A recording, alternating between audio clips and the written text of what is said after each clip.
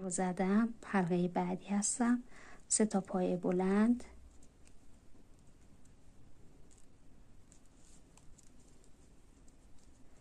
3 تا حلقه بعدی، 3 تا پایه متوسط، 1 2 3.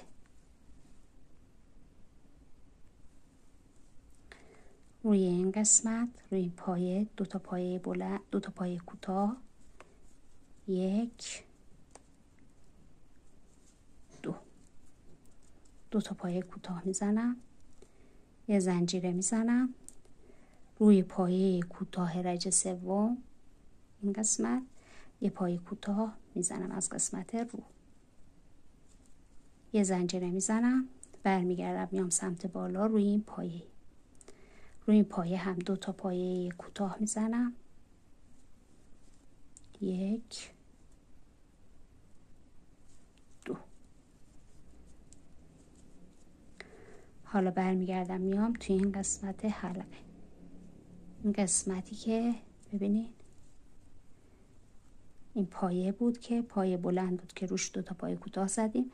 حالا داخل این قسمت 3 تا پایه متوسط، 3 تا پایه متوسط، بعد 3 تا پایه بلند، 4 تا زنجیره پیکوت و مثل قبل تا آخر میبافیم.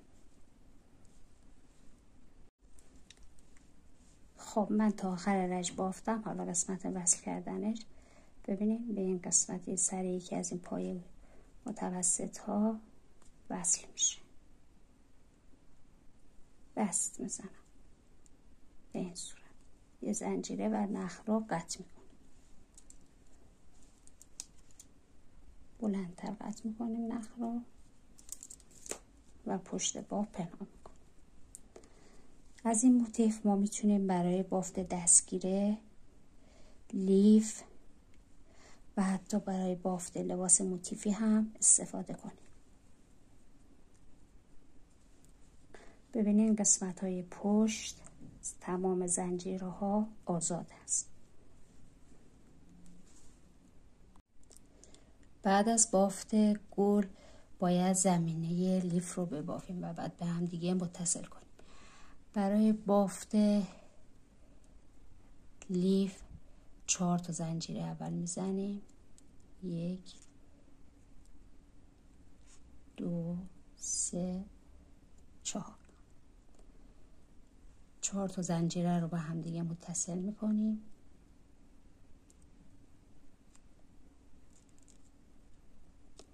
و 3 زنجیره. بعد از متصل کردن 3 زنجیره میزنیم. حالا 11 تا پایه بلند باید داخل حلقه ببافیم.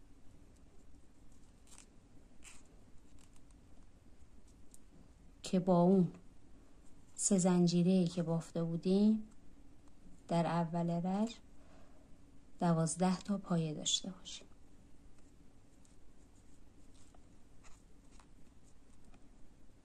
4 5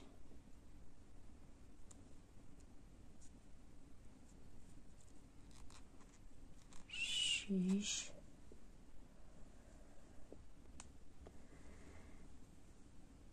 من 12 تا پایه بافتم. حالا وصل میکنم به سر یکی از اون 3 زنجیره‌ای که اول رج بافته بودم با یه دونه بست. به این صورت 3 زنجیره میزنم، 1 2 3 و همینجا یه پایه هم کنارش میبافم. یعنی ما تو این رج روی هر پایه باید 2 تا ببافیم. 12 تا دونه ما باید تبدیل بشه به 24 تا دونه. در آخر هر رج تعداد دونه ها رو بشمارین که اشتباه نشه. من روی همه دونه ها 2 تا دونه کنار هم دیگه میبافم.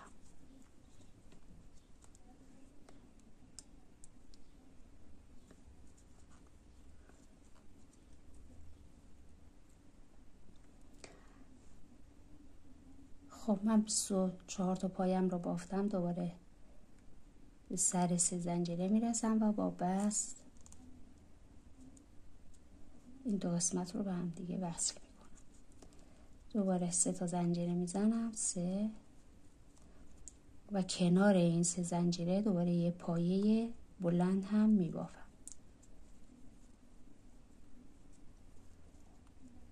حالا از اینجا به بعد یک رژ یکی در میون دوتایی میبافیم، یعنی اولی رو 2 تا کنار هم بافتم، 3 زنجیره یه پای کنارش، بعدی رو یه پایه تکی میبافم، بعدی 2 تا پایه کنار هم، یکی در میون 2 تا میبافیم، 2 تا یکی تا آخر رژ، یکی در میون 2 تایی میبافیم، 2 تا یکی. من به سر رژ رسیدم. اینجا باید 36 تا پایه داشته باشیم. وصل میکنم سر 3 زنجیره اول با بست و دوباره از اینجا رژ 4 3 زنجیره، کنار این 3 زنجیره یه دونه پایه بلند دیگه هم میبافم. حالا از رژ 4 به بعد 2 در میون 2 تا یکی میبافیم، یعنی این پایه اولی رو 2 تایی بافتیم، حالا 2 تا پایه رو تکی میبافم، 1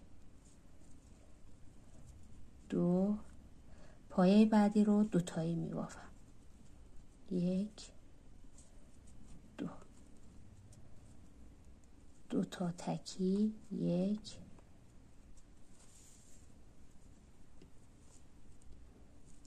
2، پایه بعدی 2 تایی تا آخر رژ، 2 در میون 2 تا یکی، 2 تا پایه بافتم، 2 تا تکی.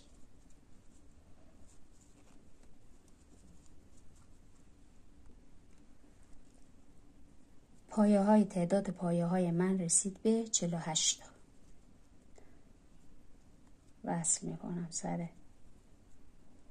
3 پایه 3 زنجیره اولی با بست و دوباره رژ 5 3 زنجیره، کنار این 3 زنجیره پایه 2 تایی کنار هم. از این رژ به بعد 3 تا در میون پایه 2 تایی میبافیم، یعنی اینجا پایه 2 تایی رو بافتم، 3 تا پایه تکی میبافم، 1 2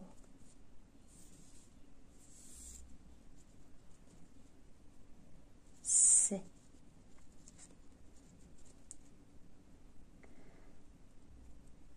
بعدی رو 2 تایی میبافم، 3 در میون 2 تا یکی تا آخر رژ. در آخر رژ 5 ما باید 60 تا پایه بلند داشته باشیم. حالا این گلمون رو ببینید 6 تا گلبرگ داره، پس این 60 تا دونه ما باید تقسیم بشه بین این 6 تا گلبرگ. پشت گلبرگ ها 3 قسمت زنجیره‌ای داریم که این 60 تا باید بین این دونه های زنجیره، قسمت های زنجیره تقسیم بشه. هر گلبرگ 3 قسمت زنجیره‌ای داره، پس ما باید توی هر گلبرگ، تو هر قسمت زنجیره‌ای 2 تا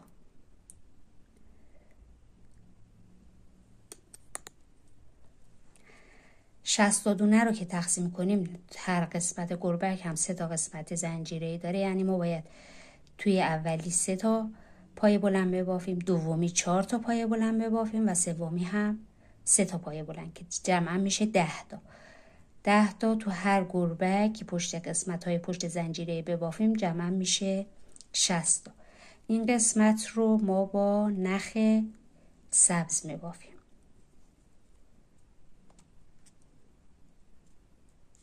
نخم رو وصل میکنم، فرقی نداره کدوم قسمت از گربه. نخ رو وصل میکنم به یکی از قسمت های زنجیره، پایه میزنم، 3 تا زنجیره میزنم، 1 2 3. کنارش 2 تا پایه بلند که با اون 3 تا زنجیره با هم دیگه میشه 3 تا پایه بلند. 2 3. توی حلقه بعدی این قسمت، توی حلقه بعدی این قسمت 4 تا پایه بلند میبافم. 1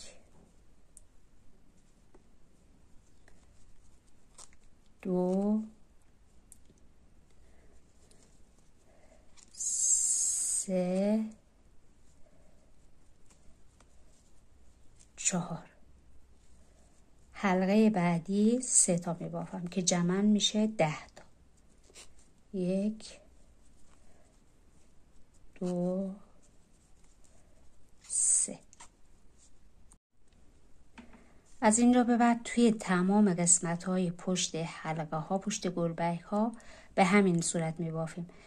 اولی رو 3 تا پایه بلند، دومی رو 4 تا پایه بلند و سومی رو هم 3 تا پایه بلند که جمعاً در کل تعداد پایه های ما بشه 60 تا. بعد از اینکه این قسمت رو بافتیم، تعداد 60 دونه رو، من رسیدم سر رج. اینجا دیگه نخ سبز رو باید قطع کنیم. همینجا یه زنجیره میزنم و نخم رو قطع میکنم.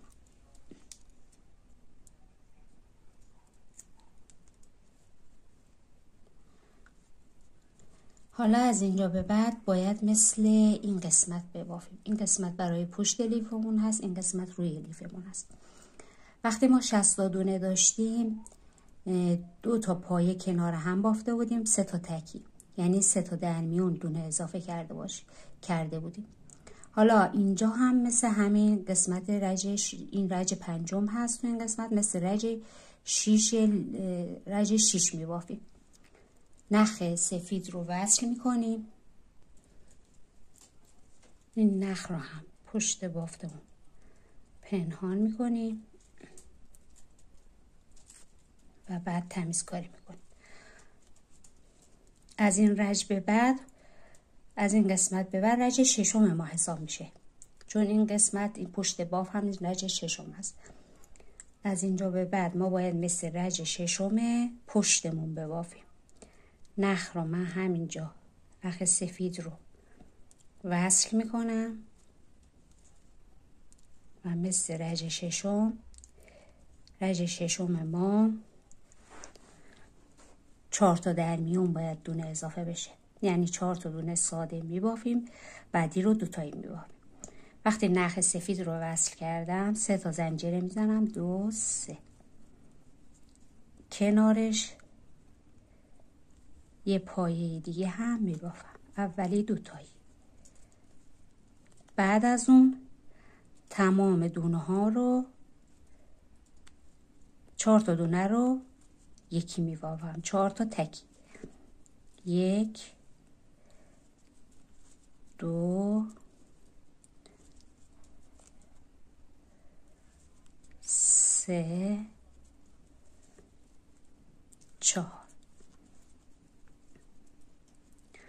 دونه بعدی 2 تایی بافته میشه. دونه بعدی افزایشی هست.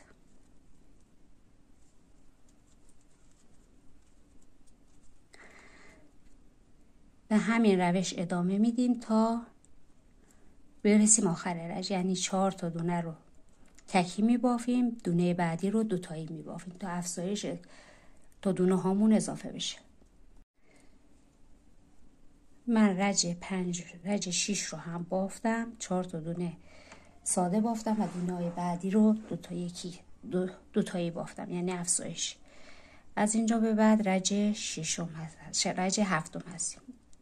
اینجا هم 1 2 3 تا زنجیره، کنارش یه پایه دیگه هم میبافم که دوتایی بشه. حالا از درجه 7 به بعد 5 تا تکی و یه دونه دوتایی، یعنی 5 تا در میون دونه اضافه میشه. 2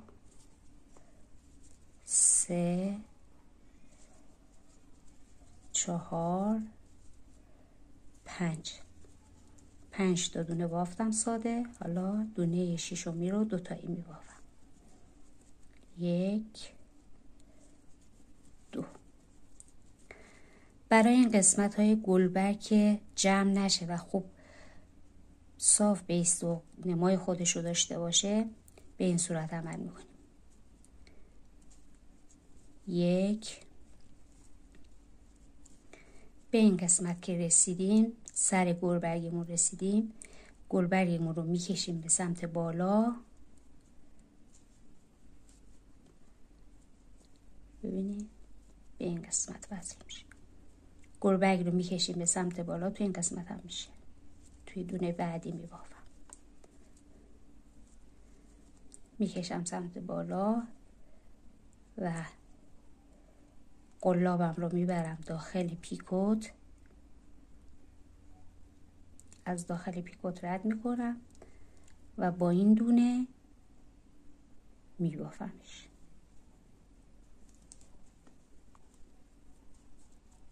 ببینیم به این شکل گلبرگمون کشیده میشه و حالت خودش رو داره. 5 تا تکی میبافم، دونه بعدی رو دوتایی میبافم. دوباره به این قسمت که رسیدم، گلبرگ رو کمی میکشم و دونه میگیرم از سر پیکوت.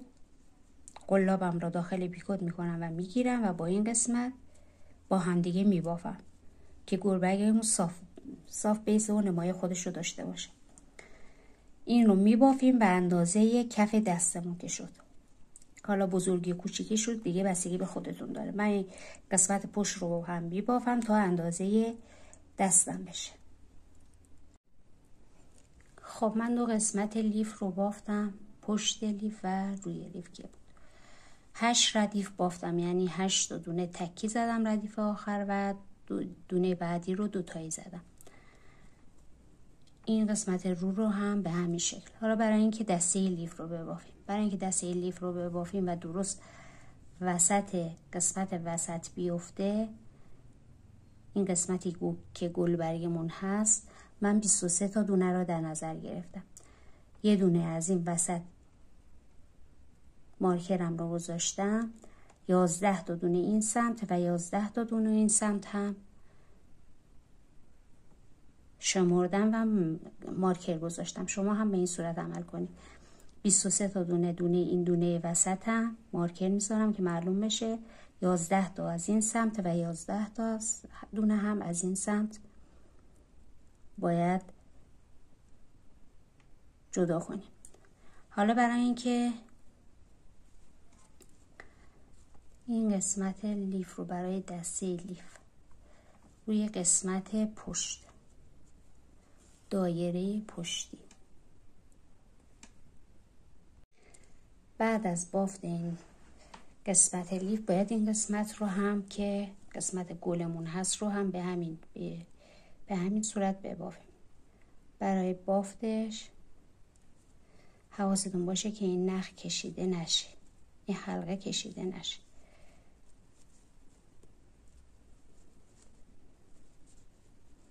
از این قسمتی که مارکر رو زدیم مشخص کردیم، پایه دوبل میزنیم. 1 2 3 مرحله میکشیم.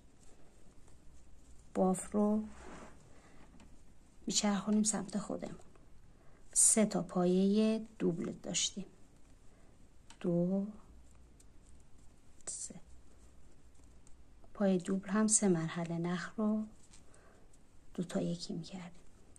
3 تا پایه دوبل، 4 تا پایه بلند، 1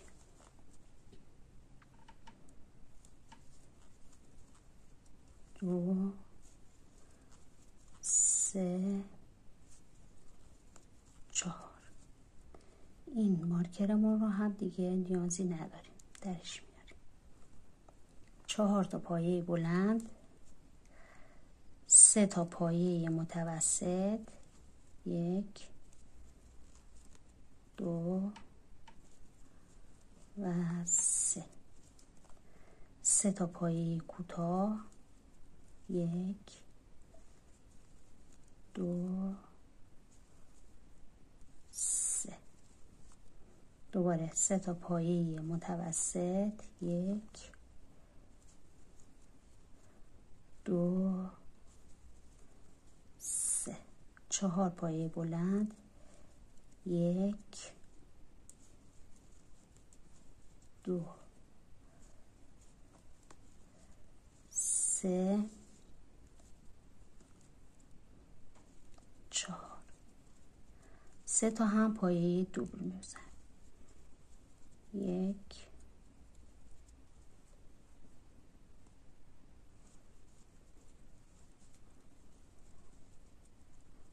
2 و 3.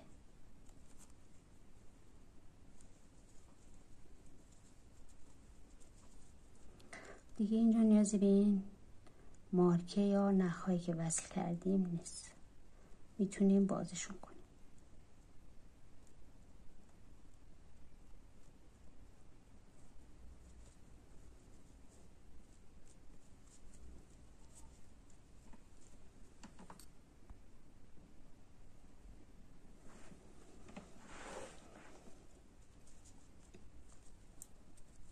حالا رسیدیم سر این 4 تا دونه، 4 تا زنجیره‌ای که رژه قبل زدیم. وصل میکنیم به سر این قسمت رو، وصل میکنیم به سر یکی از این زنجیره 4. ببینیم به این صورت روی زنجیره 4 یه بست میزنیم.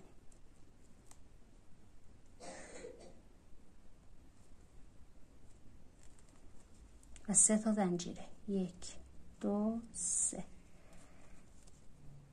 و شروع میکنیم به پای بلند زدن.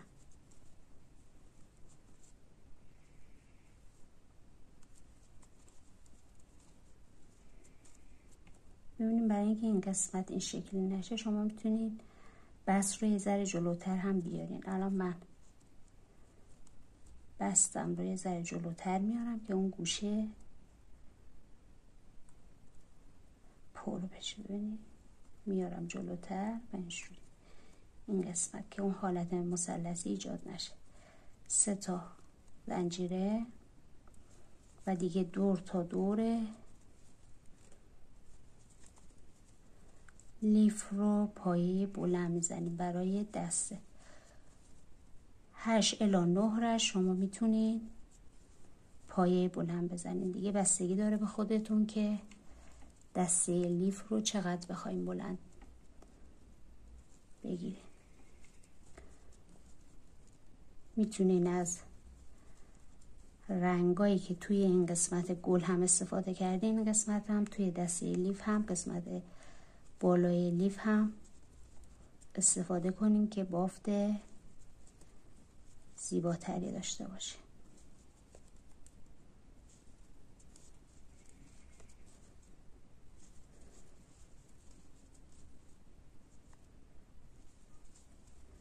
حالا من دور تا دوره این قسمت رو می بافم و با ادامه آموزش در خدمتتونم. خب من لیف رو بافتم. حالا برای وصل کردن این دسته لیف رو بافتم. حالا برای وصل کردن این دو قسمت، از این قسمتی که پایه های دوب رو زدیم نخ قلاب رو وارد میکنیم. من میخوام دورگیریم رو با نخ زرد انجام بدم. به این صورت وصل میکنم و میرم توی پایه بعدی. تمام پایه ها رو از دو طرف رو میگیرم و یه بار نخ رو در میارم و بست میزنم. به این صورت یه زنجیره شما میتونین پایه کوتاه هم بزنید، ولی به این روش بافت حالت 7 و 8 میگیره و مدل قشنگی در میاد.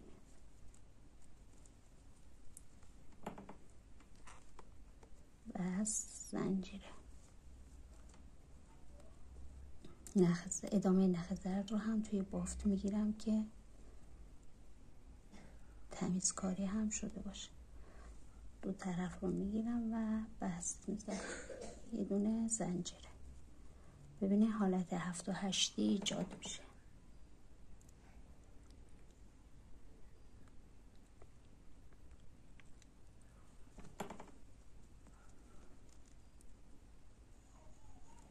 از هر دو طرف میگیرم پایمون رو و بست میزنم، یه دونه زنجیره.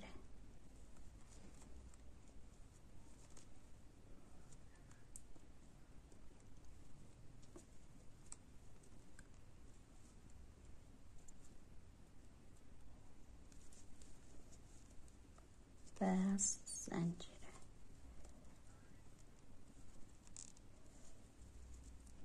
بست و زنجیره.